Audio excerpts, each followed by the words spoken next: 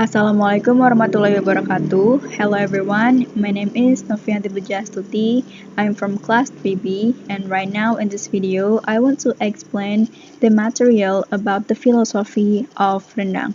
So let's get started.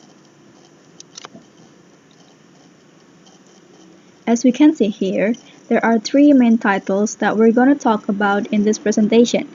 The first title is Rendang, the second title is a brief history of rendang, and the third is the philosophy of rendang. Rendang. Because I believe all of you guys know what rendang is, so now I only give you guys a little introduction to rendang. So rendang is a traditional dish of West Sumatra, Indonesia. To be specific, it is from Minangkabau.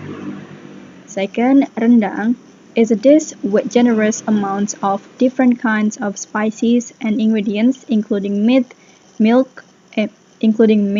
and coconut milk. So in these pictures, you can see the different kinds of spices and ingredients. Next, rendang is the most popular food in Indonesia. I say this because I know there are always a restaurant called Padang restaurant in every corner in Indonesia. Next, rendang was crowned number 1 best food in the world by CNN's Reader in 2011 and 2017. Next is a brief history of rendang. Curry from North India is believed to be the precursor of rendang. It is because Indians came to West Sumatra to trade and then they brought their own culture to West Sumatra, and rendang was found in West Sumatra in the 8th century. Next history is about how rendang spread in the West Sumatra and how it spread to outside West Sumatra. The spread of rendang in West Sumatra originated from 3 areas named Luhak Nantigo. Luhak Nantigo means the 3 mountains. So Luhak Nantigo consists of 3 areas. They are Luhak 50 Kota, Luhak Agam, and Luhak Tanah Datar. The next is the habit of long journeys and advanced mass media development also contributed to the spread of Minang food outside Minangkabau. As we know, Minangkabau people like traveling in the area with high-level mobility, or they call it with merantau.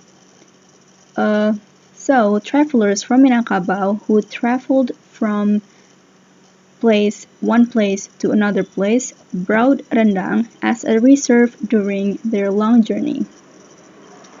And back then, there is a newspaper called Sunting Melayu, which was circulated outside Minangkabau. This newspaper was started in 1912 by Datuk Sultan Melayu. This newspaper published about Minang women's activities and some recipes. The newspaper subscribers were from Bandung, Medan, Bengkulu, Gorontalo, Pisang Island, and Tanjung Karang. So, that time, Europeans who live in Palembang, Batavia, and Kupang even asked for Minangkabau rendang beside the remittance. Then, in the 20th century, Sunting Melayu published the recipe of Minangkabau rendang. So, when it published, it became the most popular recipe in the newspaper.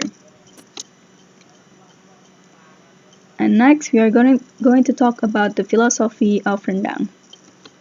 There are 2 kinds of philosophy of rendang. The first one is philosophy that came from the process of how to make rendang. So the Minang people believe that rendang has 3 philosophical meanings: patient, wisdom, and persistent.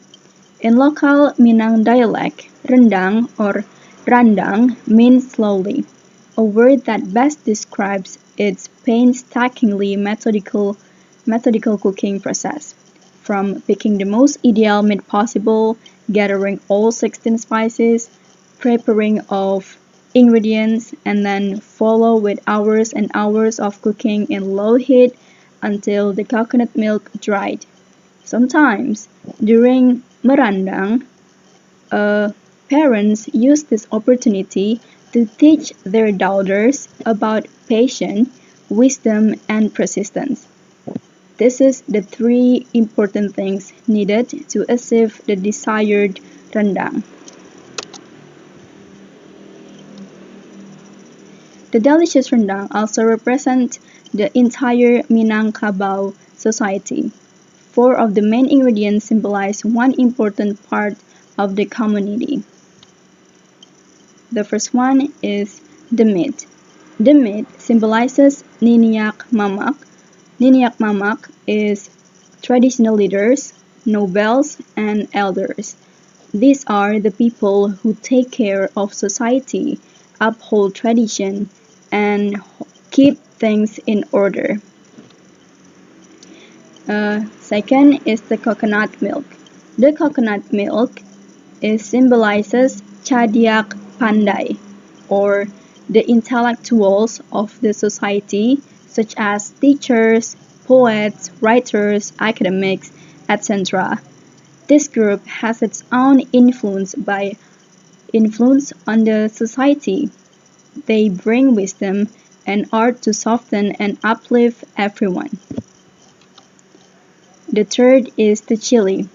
The chili, which is one of the defending ingredients of a good rendang, represent the alim ulama, or religious leaders.